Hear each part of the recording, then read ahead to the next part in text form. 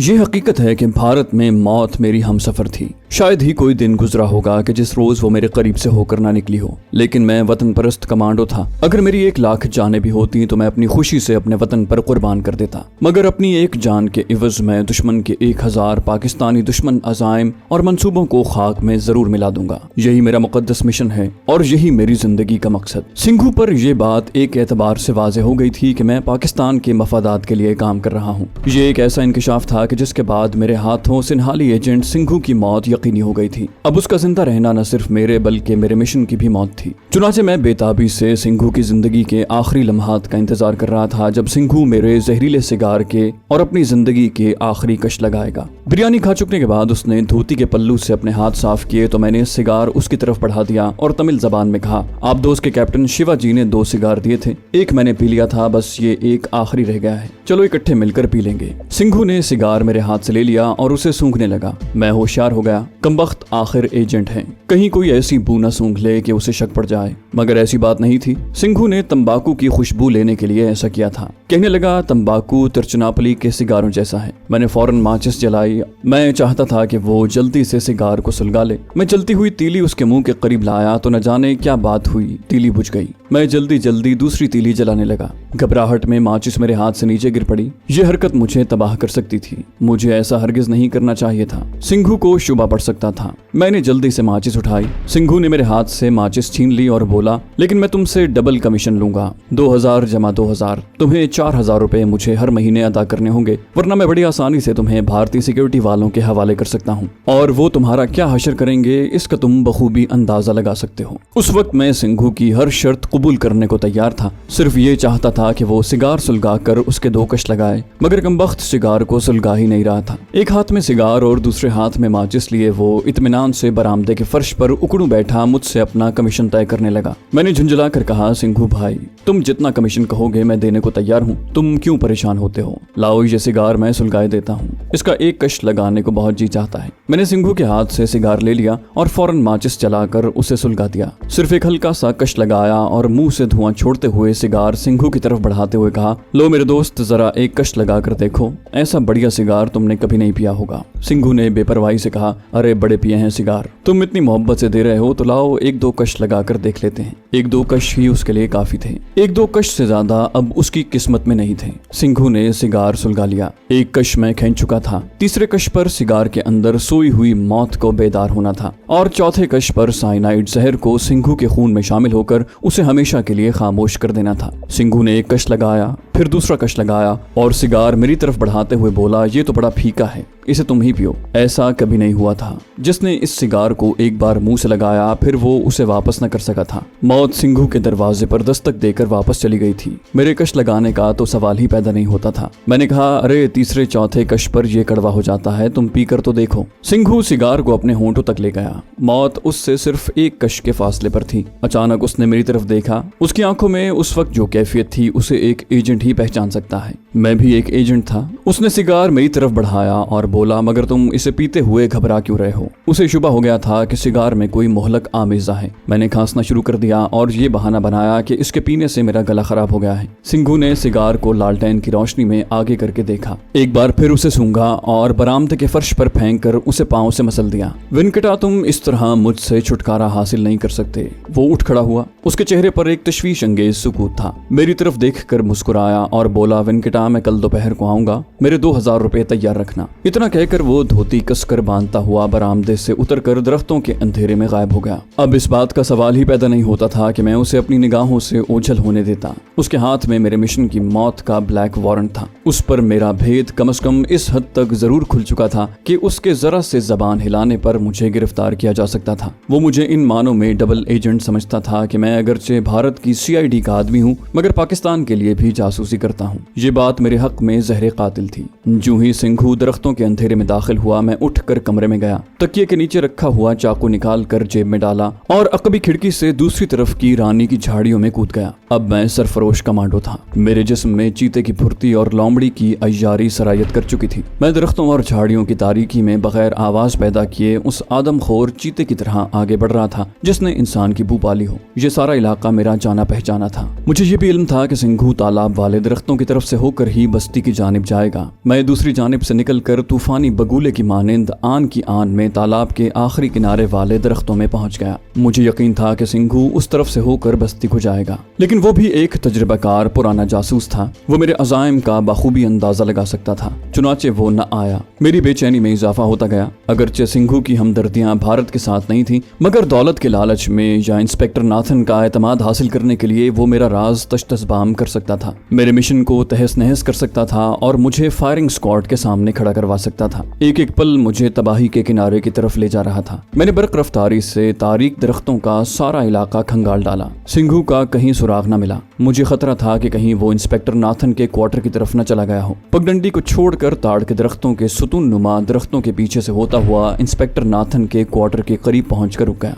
Quarter पर अंधेरा छाया था। मैंने सांस रोककर फजा में कुछ सुनने की कोशिश की। झींगरों की आवाज के सिवाय वहां कोई दूसरी आवाज नहीं थी। मैं तेजी से बस्ती की तरफ पलट गया। सिंघू बस्ती के एक मकान में रहता था। उसको मैं एक बार देख आया था। चंद लम्हों बाद मैं करीबी बस्ती के पहली गली की नुक्कड़ पर एक तरफ हटकर अंधेरे में मौजूद था। सिंघू का मकान उस गली के दूसरे किनारे पर था। मैं अंधेरे से होकर गली की दूसरी नुक्कड़ पर आया। सिंघू के मकान का सिर्फ एक ही कमरा था जिसके आगे जमीन से ऊंचा बांस का बरामदा बना हुआ था। मैं मकान की तरफ झुक कर बढ़ने ही लगा था कि मुझे सामने दूसरी नुक्कड़ से एक इंसान का साया गली में दाखिल होता नजर आया। मैं दीवार की ओट में हो गया और थोड़ा सा सर बाहर निकाल कर अंधेरे में गौर से देखने लगा। इंसानी साया उसी मकान की तरफ बढ़ रहा था जिसके पहलू वाली दीवार की ओट में मैं खड़ा था। चाकू मैंने अपने हाथ में दबा रखा था। मैं पंजों के बल जमीन पर बैठ गया। ये सिंघू ही था। मकान के दरवाजे पर आकर उसने पीछे मुड़कर देखा, फिर बरामदे में आकर ताला खोलने लगा। मुझे कोई अंदाजा नहीं था कि ये शख्स इंस्पेक्टर नाथन से मेरी मुखबरी करके आया है कि नहीं।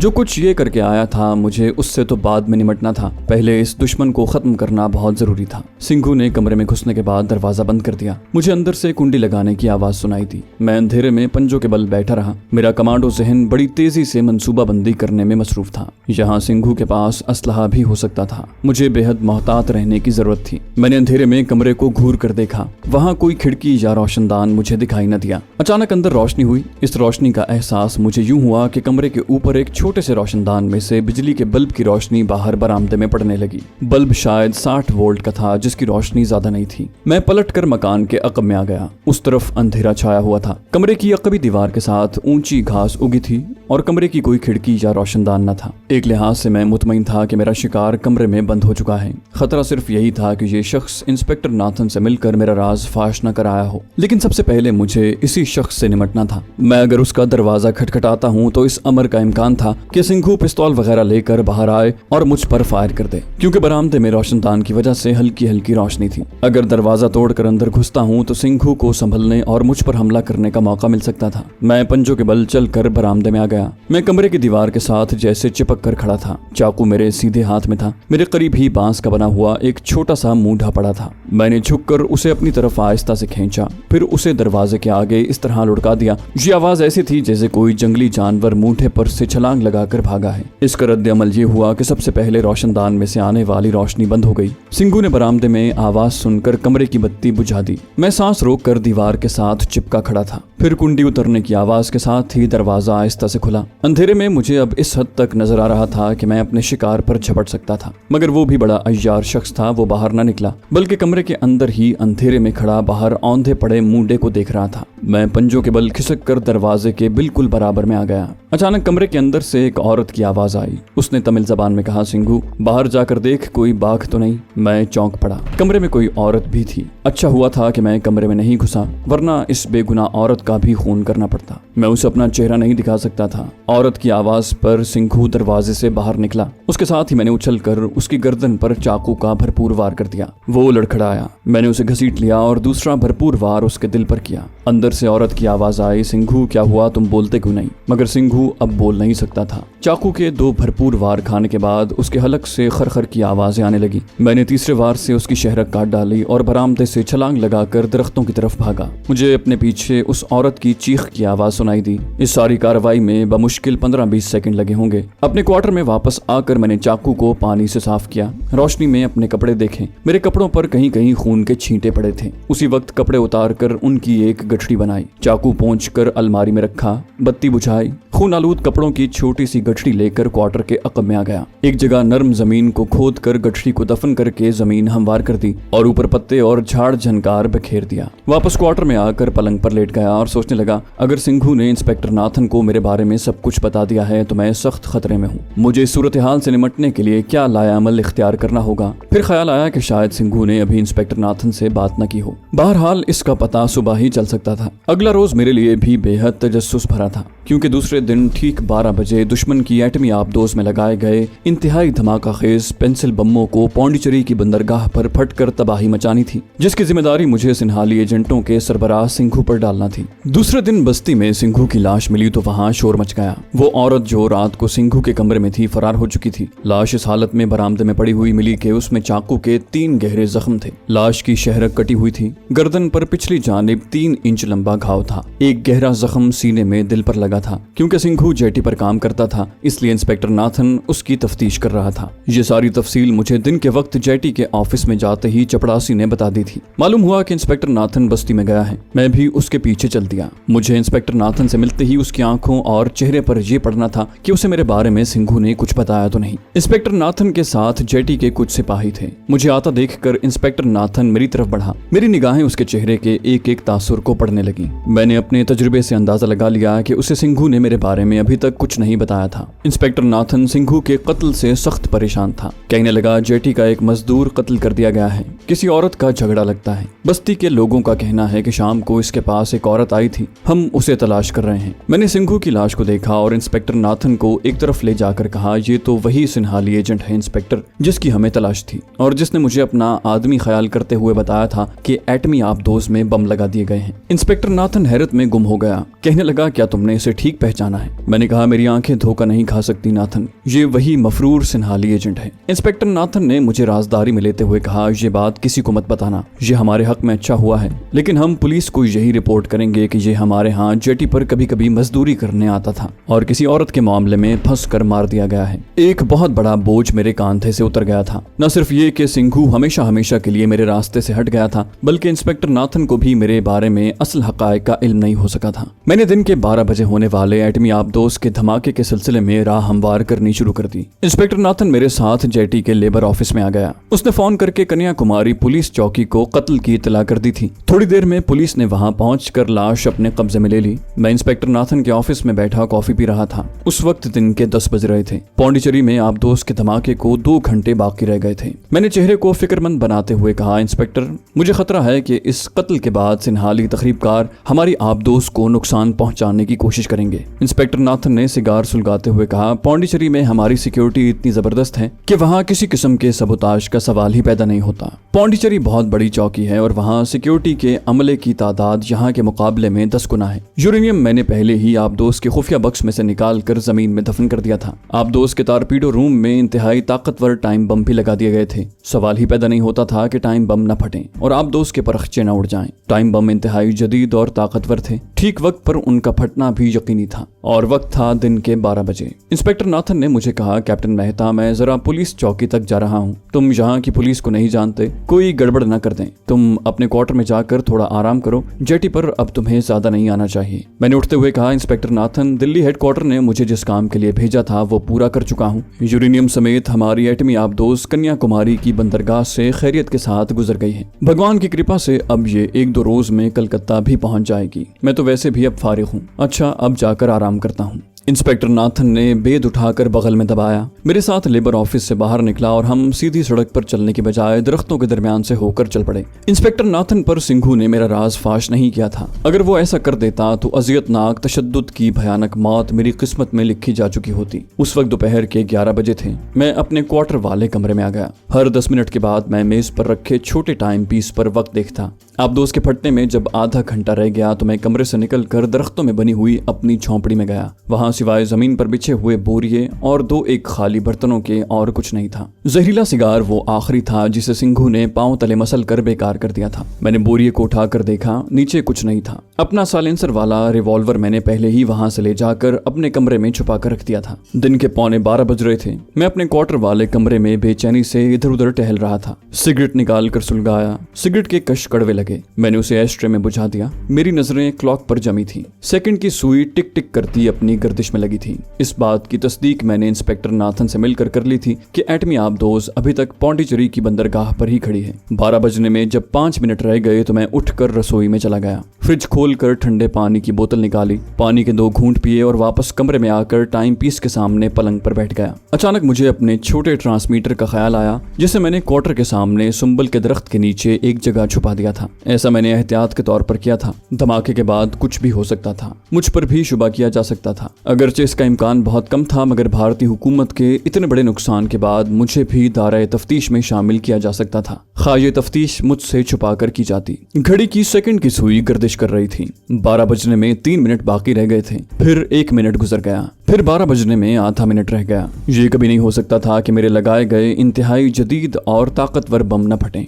12 बजने में 10 सेकंड रह गए तो मैं अपनी जगह पर बिल्कुल साकित हो गया। सेकंड की सुई 12 के हिस्से से आगे निकल गई। पौंडीचेरी वहां से बहुत दूर था। मुझे एटमी आबदोज के धमाके की आवाज सुनाई नहीं दे सकती थी, मगर मुझे यकीन था कि वहां धमाका हो चुका है और एटमी आबदोज के परखचे उड़ चुके थे। बस थोड़ी देर में इंस्पेक्टर नाथन के लेबर ऑफिस में एक फोन कॉल या वायरलेस पैगाम आना था और वहां भी अफरा तफरी मच जानी थी। मैं जल्दी से उठा, गुस्ल खाने में जाकर मुंह हाथ धोया, फ्रिज में से मछली निकाल कर गर्म की, उसे रोटी के साथ खाया, कॉफी बनाई और मग हाथ में लेकर अपने कमरे में आकर आराम कुर्सी पर बैठकर घूंट घूंट करके पीने लगा। एटमी आबदोज की तबाही ने भारतीय वजारत दिफा और वजारत दाखिला और सीक्रेट सर्विस में एक कोहराम मचा दिया होगा। अब तक हजारों फोन कॉलें और खुफिया सिग्नल फजा में मुंतशिर हो चुके होंगे। मिलिट्री और सिविल दोनों सीक्रेट सर्विसेज हरकत में आ गई होंगी। हो सकता है उस वक्त तक वजारत दिफा का हंगामी इजलास भी बुला लिया गया हो जिसकी सदारत भारत के प्राइम मिनिस्टर कर रहे हो। मैं फौरी तौर पर एटमी आबदोज की तबाही की तस्दीक करना चाहता था, मगर मेरा जेटी पर उस वक्त जाना मुनासिब नहीं था। मुझे अपने आप को बिल्कुल बेताल्लुक रखना था और आबदोज की तबाही की खबर सुनने पर इस रद्द अमल का इजहार करना था जिसका इजहार इंस्पेक्टर नाथन ने किया होगा।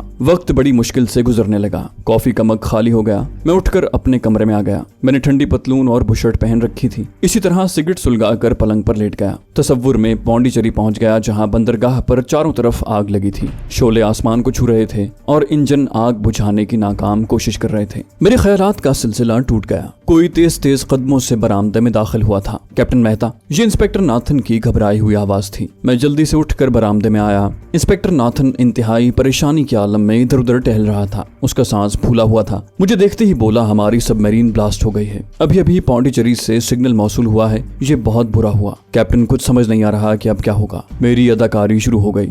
मैं जैसे गुंग होकर रह गया था। इंस्पेक्टर नाथन, क्या तुम होश में हो? इंस्पेक्टर नाथन ने मुझे बांस की कुर्सी पर बैठने का इशारा किया, फिर खुद भी दूसरी कुर्सी पर बैठ गया। अपने माथे को पकड़कर 2-1 बार दबाया, फिर मुर्दा सी आवाज में बोला, आखिर वही हुआ जिसका हमें खतरा था। ये हमारी सबसे कीमती सबमरीन थी। इसके साथ यूरेनियम भी तबाह हो गया। माय गॉड, ये बहुत बड़ा नुकसान हुआ है। हमारी खैर नहीं, हो सकता है हमें सस्पेंड कर दिया जाए। मैंने इंतहाई परेशानी का इजहार करते हुए कहा, नाथन, मुझे अपनी मौतली की कोई परवाह नहीं। हमने सबमरीन के तहफ्फुज के लिए अपनी जान की बाजी लगा दी थी, लेकिन पौंडीचेरी की सिक्योरिटी ने गैर जिम्मेदारी का सबूत दिया है। अफसोस इस बात का है कि हमारे भारतवर्ष का बेपनाह नुकसान हो गया है। हमारी प्रेस्टीज को धक्का लगा है। काश हम खुद पौंडीचेरी चले गए होते।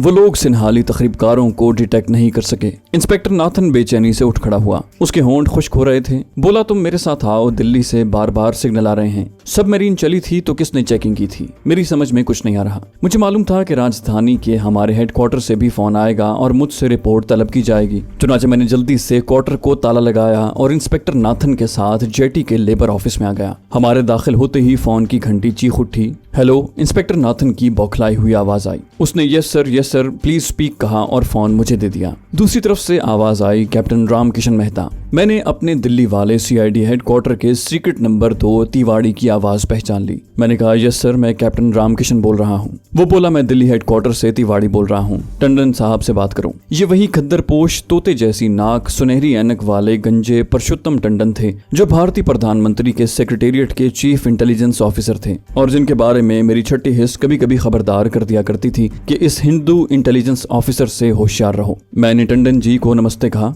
उन्होंने जवाब में तेज आवाज से कहा आखिर ये सब क्यों हुआ? तुम वहाँ किस लिए गए थे? वो मुझ पर बरस रहे थे। मैंने कहा सर, मैंने अपने जोन में ड्यूटी पूरी कर दी थी। ये पौंडीचेरी में सबोताज हुआ है। परशुत्तम टंडन ने तल्ख लहजे में कहा ये अंदाजे लगाना तुम्हारी जिम्मेदारी नहीं है। प्राइम मिनिस्टर सख्त अपसेट हैं। मैं अभी उनके पास से उठकर आ रहा हूँ। फौरन पौंडीचेरी पहुंचकर मुझे फुल रिपोर्ट दो। तुम मेरा सीक्रेट फोन नंबर जानते हो। खटाक से फोन बंद कर दिया गया। इंस्पेक्टर नाथन मुंह खोले मुझे तक रहा था। मैंने गहरा सांस भरकर रिसीवर रख दिया। इंस्पेक्टर नाथन की परेशानी हक बजानिब थी। इंस्पेक्टर नाथन को कैमोफ्लाज करने की गरज से कन्याकुमारी की इस फौजी बंदरगाह के मजदूरों का लेबर ऑफिसर बना दिया गया था। असल में वो इस सारे इलाके का चीफ सिक्योरिटी ऑफिसर था और वो मुअत्तल होने से नहीं बच सकता था, बल्कि खतरा ये भी था कि उस पर मुकदमा चलाया जाए। उसने खुश्क आवाज में पूछा कौन था? मैंने कहा प्राइम मिनिस्टर सेक्रेटेरिएट का chief intelligence officer परशुत्तम Das Tandon. मैंने अपने आप को बेदिली से कुर्सी पर गिरा दिया और परेशान होकर कहा कसूर पौंडीचेरी की सिक्योरिटी का है और सारा इल्जाम हमारे सर थोपने की कोशिश की जा रही है। इंस्पेक्टर नाथन के चेहरे पर हवाइयां उड़ रही थीं।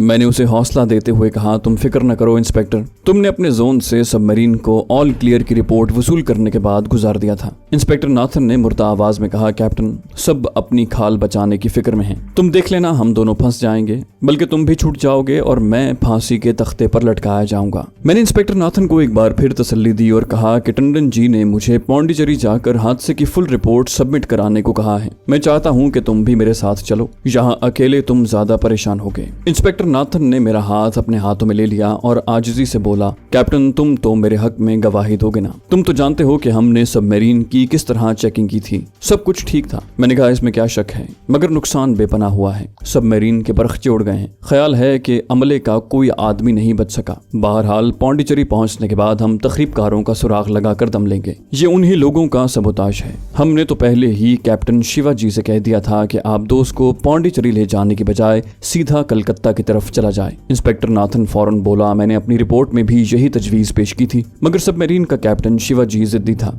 अपने साथ उसने हमें भी मरवा दिया है। अब कुछ नहीं पता क्या होगा। मेरे तो छोटे छोटे बच्चे हैं। इंस्पेक्टर नाथन की आवाज भर्रा गई। मैं उसे हौसला देने की कोशिश करने लगा, मगर उसे कहाँ हौसला आता। वो खूब जानता था कि ऊपर वाले अपनी चमड़ी बचाने के लिए उसे कुर्बानी का बकरा जरूर बनाएंगे। अपने साथ मैं उसे इसलिए पौंडीचेरी ले जाना चाहता था कि वो पौंडीचेरी के सिक्योरिटी अमले को जानता था और मुझे बड़ी सहूलत हो जाती और मैं अपनी रिपोर्ट आसानी से तैयार कर सकता था। मैंने इंस्पेक्टर नाथन को अपनी बातों से कम इतना यकीन जरूर दिलाया कि उसकी नौकरी नहीं जाएगी और अगर उसे मुअत्तल कर भी दिया गया तो वो बहुत जल्द बहाल हो जाएगा, क्योंकि मैं उसके हक में गवाही दूंगा। इंस्पेक्टर को कुछ हौसला हो गया। मैंने उसे कहा कि मिलिट्री एयरपोर्ट से पता करवाए कि हमें कोई तैयारा पौंडीचेरी ले जा सकता है। वहां से पता चला है कि सिर्फ एक डेकोटा एयरबेस पर मौजूद है जिसकी ओवरहॉलिंग हो रही है और सुबह 8 बजे एक छोटा फोकर रामेश्वर से आएगा। उसमें सवार होकर हम पौंडीचेरी जा सकते हैं। रेल के जरिए जाने से 1.5 दिन लग जाता है। हमने यही तय किया कि दूसरे रोज सुबह 8 बजे पौंडीचेरी के लिए रवाना हो जाएंगे।